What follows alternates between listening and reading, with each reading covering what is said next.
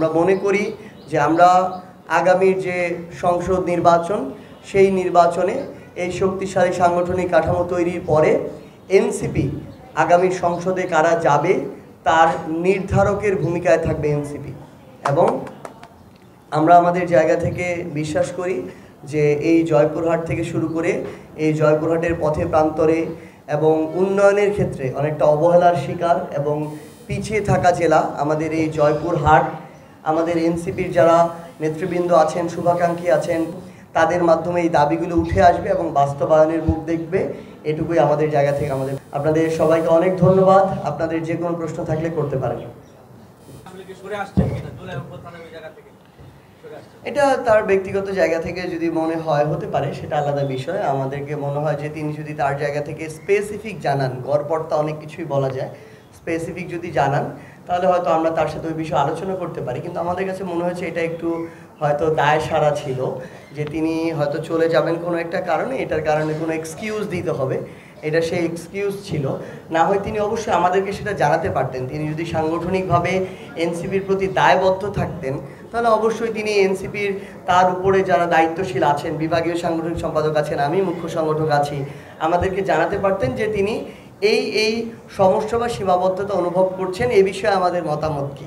তখন আমরা হয়তো তার সাথে আলোচনা করতে পারতাম। কিন্তু হঠাৎ করেই অনেকটা হঠাৎ বৃষ্টির মতো কেউ কোনো কিছু না জেনে আমরা তার সোশ্যাল মিডিয়া পোস্টের মাধ্যমে জেনেছি যে তিনি এখান থেকে সরে যাচ্ছেন। আমাদের মনে হয়েছে হয়তো ব্যক্তিগত কোনো সমস্যার কারণে এটা হতে পারে, কিন্তু এই এক্সকিউজ দেওয়াটা আসলে উচিত হয়নি।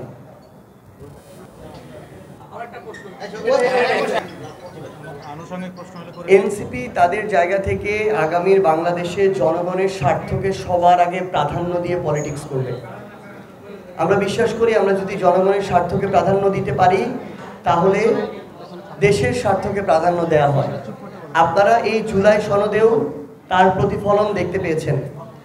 আমরা যখন দেখেছি এই জুলাই সনদে জনগণের যে আকাঙ্ক্ষাগুলো বাস্তবায়ন হওয়ার প্রয়োজন ছিল, বা এই জুলাই সনদের মাধ্যমে জনগণের যে আকাঙ্ক্ষাগুলো বাস্তবায়ন হওয়ার কথা, সেই সনদের বাস্তবায়নের যখন আমরা আইনি ভিত্তি দেখি না, কিভাবে হবে এটার যখন আমরা কোনো একদম সঠিক ক্লিয়ারেন্স পাই না, তখন আমরা আমাদের জায়গা থেকে শুধুমাত্র দায় সারা একটা সনদে স্বাক্ষর করিনি। যখন আমরা আমাদের জায়গা থেকে কিন্তু দলীয়ভাবে কিছু চাইনি। যেই বিষয়গুলোতে তারাই ঐক্যমত্য হয়েছে, যেই বিষয়গুলো তারাই জুলাই সনদে রেখেছে, সেই বিষয়গুলোরই আমরা বাস্তবায়নের রোড ম্যাপটা চাই, নিশ্চয়তা চাই। সেটা যখন আমরা দেখিনি, আমরা শুধুমাত্র নির্বাচনে যাব, কয়েকটা আসন পাবো, এটাকে সামনে রেখে আমরা ওই সনদে স্বাক্ষর করতে পারি না, কারণ এটা জনগণের আকাঙ্ক্ষার বিপরীতে। তো সেই জায়গা থেকে আগামীর বাংলাদেশে যে রাজনৈতিক দল, তাদের জায়গা থেকে যদি আমরা মনে করি তারা এই জুলাই সনদের প্রত্যেকটা ঐক্যমত্য হওয়া বিষয়ের প্রতি কমিটেড, বাস্তবায়নে তারা কমিটেড, তারা এই ফ্যাসিস্ট যারা ছিল, এই কাঠামো, যারা এই খুন গুম বিচার বহির্ভূত হত্যাকাণ্ডগুলোর সাথে জড়িত, তাদের বিচার নিশ্চিত করতে যারা তাদের জায়গা থেকে কমিটেড, যারা বাংলাদেশ পন্থার রাজনীতিটা করবে, সকল ধরনের অপকর্মের বিরুদ্ধে রুখে দাঁড়ানোর মতো গার্ডস দেখাবে, এই সামগ্রিক বিষয়গুলোতে যাদের কমিটমেন্ট থাকবে, এনসিপি যদি মনে করে যে তারা এই কমিটমেন্টটা রাখার মতো দিয়েছে, তাদের সাথে ইলেকট্রাল অ্যালায়েন্স হতে পারে। এখন পর্যন্ত এই ধরনের কোনো সিদ্ধান্ত হয়নি। যদি এনসিপি দেখে যে এইরকম কমিটমেন্ট আমরা কারো জায়গা থেকে দেখছি না, তাহলে এনসিপি কারোর সাথে অ্যালায়েন্স না করেই নিজেদের জায়গা থেকে আলাদাভাবে নির্বাচন করতে পারে। শাপলার বিষয়ে